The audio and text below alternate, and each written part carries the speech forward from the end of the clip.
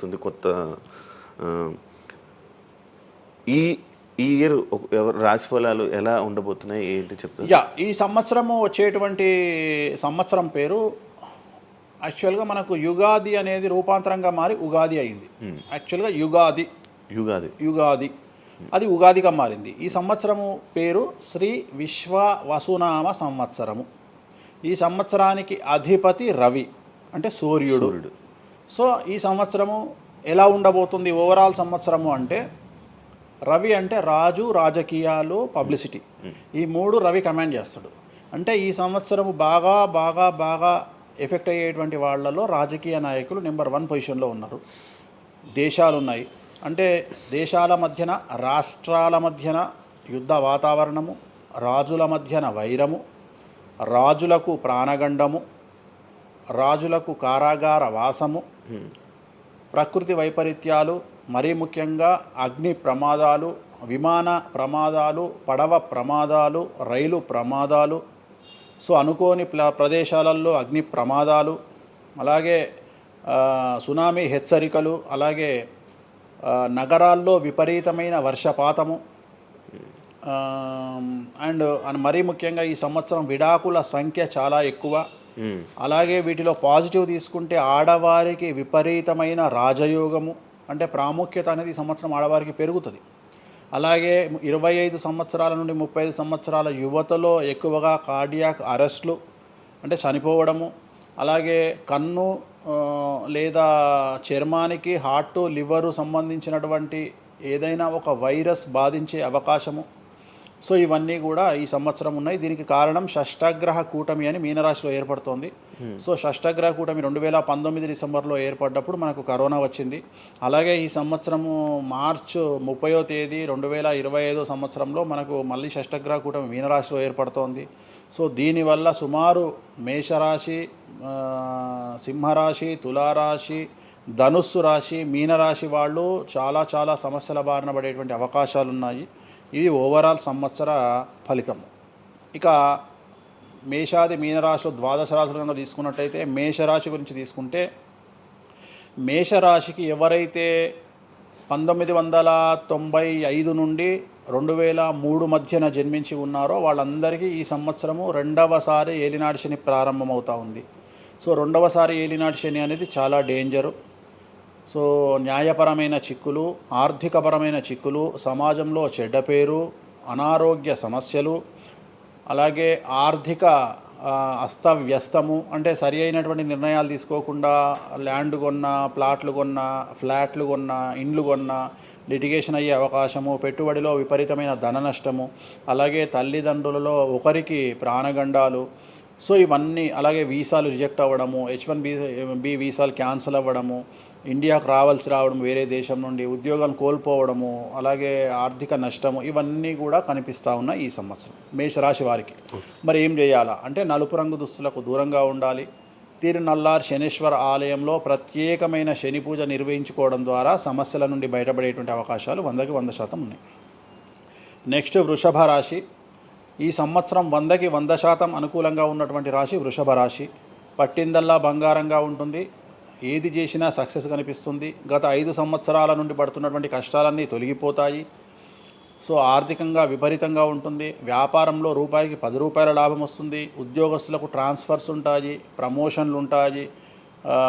ప్రభుత్వ ఉద్యోగస్తులకు మ్యూచువల్ కింద భార్యాభర్తలు ఒకే ప్రదేశానికి వచ్చేటువంటి అవకాశాలు కనిపిస్తూ ఉన్నాయి. విద్యార్థులకు ఉత్తీర్ణత శాతం ఉంటుంది. అలాగే కోరుకున్నటువంటి యూనివర్సిటీలో ప్లేస్మెంట్స్ దొరుకుతాయి. అలాగే విదేశీ వీసాలు అప్రూవ్ అవుతాయి. రైతులకు 2 పంటలు అనుకూలంగా ఉంటాయి. కళాకారులకు మంచి కార్యక్రమాలు వస్తాయి. విదేశాల్లో కార్యక్రమాలు నిర్వహిస్తారు కళాకారులు. సో ఏ రకంగా తీసుకున్నా వృషభ రాశి వారికి అనుకూలమైన ఫలితాలు ఉన్నాయి. ఎటువంటి రెమెడీస్ అవసరం లేదు. నెక్స్ట్ మిథున రాశి. సో వ్యయగురువు నుండి జన్మగురువులోకి మారుతున్నటువంటి గురువు వల్ల విపరీత రాజయోగం అనేటువంటిది మిథున రాశి వారికి గోచరిస్తూ ఉంది. సో మిథున రాశి వారికి ఈ సంవత్సరం పట్టిందల్లా బంగారంగా ఉంటుంది. ఇంతకుముందు చెప్పినట్టుగా ఈ రాశికి కూడా 100కు 100% అనుకూలంగా ఉంది. మరీ ముఖ్యంగా రాజకీయ నాయకులకు అన్ఎక్స్పెక్టెడ్ పాజిటివ్ థింగ్స్ జరగడం ఈ సంవత్సరం గమనించాల్సినటువంటి విషయం. అవివాహితులకు వివాహయోగ సూచనలు, సంతానం లేని వారికి సంతాన యోగము, ఉద్యోగం లేని వారికి ఉద్యోగము, ట్రాన్స్ఫర్స్ కోరుకునే వారికి ట్రాన్స్ఫర్స్, అలాగే అన్ని రంగాల్లో పనిచేసేటువంటి వారికి, ప్రభుత్వ ప్రైవేటు ఉద్యోగాల్లో ఉండేవారికి పాజిటివ్ థింగ్స్, ప్రమోషన్లు, ట్రాన్స్ఫర్స్, వ్యాపారస్తులకు అనుకూలతలు ఇవన్నీ కూడా కనిపిస్తూ ఉన్నాయి. స్త్రీలకు మరీ ముఖ్యంగా అనుకూలంగా ఉండబోతూ ఉంది. సో మిథున రాశి వారికి ఎటువంటి సమస్యలు ఈ సంవత్సరం లేవు. సో నెక్స్ట్ వచ్చే రాశి కర్కాటక రాశి. సో కర్కాటక రాశి వారికి సంబంధించి 100కు 90% అనుకూలమైనటువంటి ఫలితాలు ఉన్నాయి. 10% సమస్య ఏమిటి అంటే మే 9, 2025 నాడు గురువు వ్యయంలోకి వస్తూ ఉన్నాడు. మిథున రాశి ప్రవేశం అనేటువంటిది గురువు వ్యయంలోకి వస్తూ ఉన్నాడు. అది ఒక్కటే ఒక సమస్య కనిపిస్తూ ఉంది. సో 90% చాలా అనుకూలంగా ఉండబోతూ ఉంది. అష్టమ శని వెళ్ళిపోతుంది. 9వ ఇంట్లోకి శని భాగ్యస్థానంలోకి వస్తున్నాడు. సో అనుకూలమైనటువంటి ఫలితాలు ఉన్నప్పటికీ ఎవరైతే కర్కాటక రాశి జాతకులు 60 సంవత్సరాలు దాటి ఉంటారో వాళ్లకు సమస్యలు అనేటువంటివి, ఆరోగ్యపరమైన ఇబ్బందులు అనేటువంటివి కనిపిస్తున్నాయి. అలాగే తొందరపాటు నడక వల్ల, అంటే మెట్లు ఎక్కేటప్పుడు దిగేటప్పుడు నీరు ఉన్న దగ్గర నడిచేటప్పుడు జాగ్రత్తలు తీసుకోండి. ఎందుకంటే గురువు వ్యయం వల్ల కింద పడి కాళ్ళు చేతులు విరగొట్టుకునే అవకాశం ఉంది కర్కాటక రాశి వారికి. మరి రెమెడీ ఏమిటి అంటే ప్రతి గురువారం నాడు లెమన్ ఎల్లో షర్ట్ ధరించడం మగవాళ్ళైతే, ఆడవాళ్ళైతే లెమన్ ఎల్లో డ్రెస్సును ధరించడం వల్ల కర్కాటక రాశి వారు సమస్యల నుండి బయటపడతారు. నెక్స్ట్ సింహరాశి. సో సింహరాశి జాతకులకు అష్టమ శని ప్రారంభమవుతూ ఉంది. ఖచ్చితంగా అన్ని రంగాల వారికి, చిత్ర పరిశ్రమ వారికి, టీవీ రంగం వారికి, మీడియా రంగం వారికి, రాజకీయ నాయకులకు, వ్యాపారస్తులకు, అన్ని వర్గాల వారికి సమస్యలు ఉంటాయి. న్యాయ వ్యవస్థ పరంగా న్యాయపరమైన చిక్కులు ఉంటాయి. సంచలనాలు నమోదవుతాయి. మీడియాకి ఎక్కే అవకాశం ఉంది. సమాజంలో చెడ్డ పేరు, తల్లి తండ్రి లేదా భార్య భర్త తరపున ఎవరికైనా వాళ్లకు ఆరోగ్యపరమైన ఇబ్బందులు ఏర్పడే అవకాశం ఉంది. కాబట్టి ఖచ్చితంగా ధన నష్టం ఏర్పడుతుంది. అప్పులు చేయాల్సినటువంటి పరిస్థితి గోచరిస్తూ ఉంది సింహరాశి వారికి. మరి రెమెడీ ఏమిటి అంటే తిరునల్లార్ శనీశ్వర ఆలయంలో ప్రత్యేకమైన శని పూజ నిర్వహించుకోవడం ద్వారా సమస్యల నుండి బయటపడేటువంటి అవకాశాలు కనిపిస్తూ ఉన్నాయి.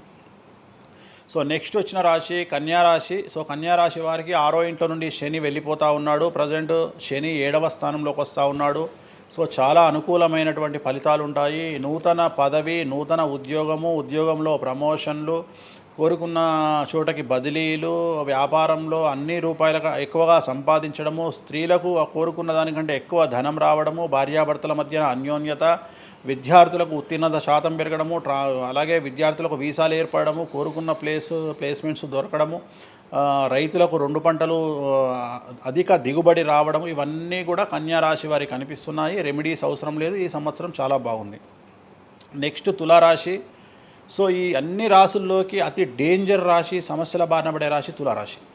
ఎందుకంటే షష్టగ్రహ కూటమి ఎఫెక్టు 6వ ఇంట్లో, 6వ స్థానములో శని 6వ ఇంట్లో. సో తులారాశి అనేది అతి పెద్ద సమస్యను ఎదుర్కోబోతూ ఉంది.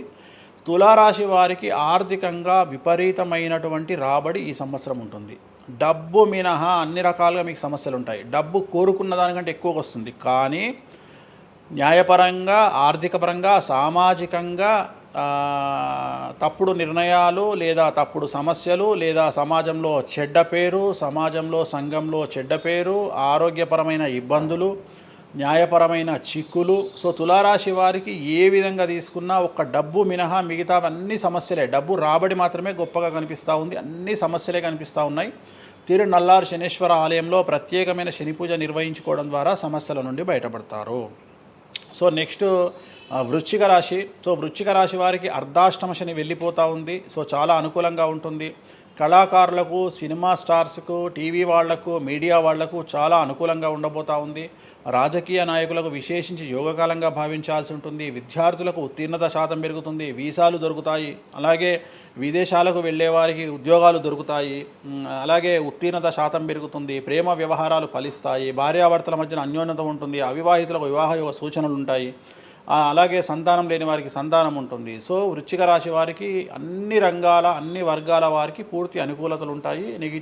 రెమెడీస్ ఏమీ లేవు, నెగిటివ్స్ ఏమీ లేవు. సో నెక్స్ట్ ధనుస్సు రాశి.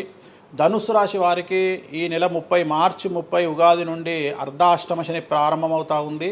సో కొన్ని సమస్యలు, ఆర్థికపరమైన ఇబ్బందులు ఉంటాయి. పెట్టుబడుల విషయంలో జాగ్రత్తగా ఉండండి. మరీ ముఖ్యంగా తల్లికి సంబంధించిన ఆరోగ్యం మిమ్మల్ని కలవరపెట్టవచ్చు.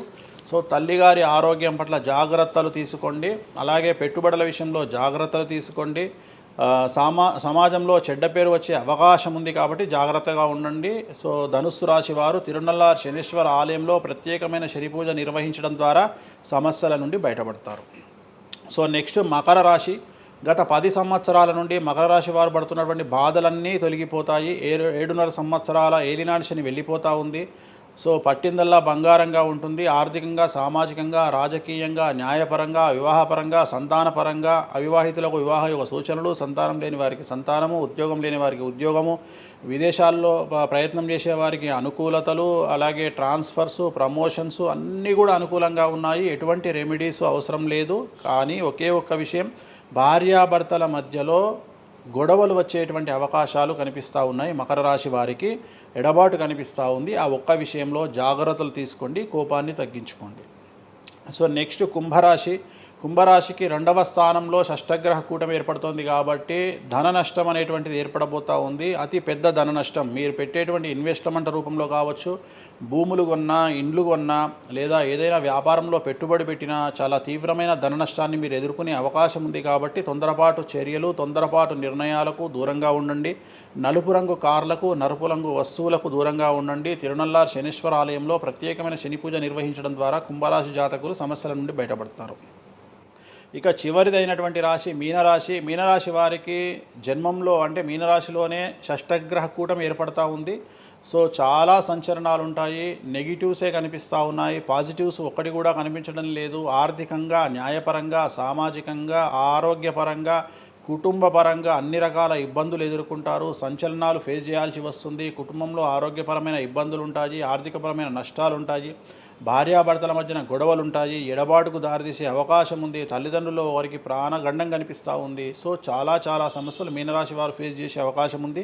తిరునల్లార్ శనీశ్వర ఆలయంలో ప్రత్యేకమైన శని పూజ నిర్వహించడం ద్వారా ఈ సమస్యల నుండి బయటపడేటువంటి అవకాశాలు ప్రస్ఫుటంగా కనిపిస్తున్నాయి. ఇవి 12 రాశుల వివరాలు. స్వామి, ఇది మామూలుగా పంచాంగం చూసి చెప్తూ ఉంటారు, మీరు ఏం చూడకుండా ఇవన్నీ ఎప్పుడు నోటికి వస్తాయి కదా, ఇంకెందుకు? ఎవరెవరు ఎక్కడున్నారో తెలుసు కదా. అచ్చా. శని కుంభంలో ఉన్నాడు, మీనంలోకి వస్తున్నాడు ఈ నెల 30. ప్రజెంట్ వృషభంలో గురువు ఉన్నాడు, మే 9కి మిథునంలోకి వస్తున్నాడు. Practice makes perfect.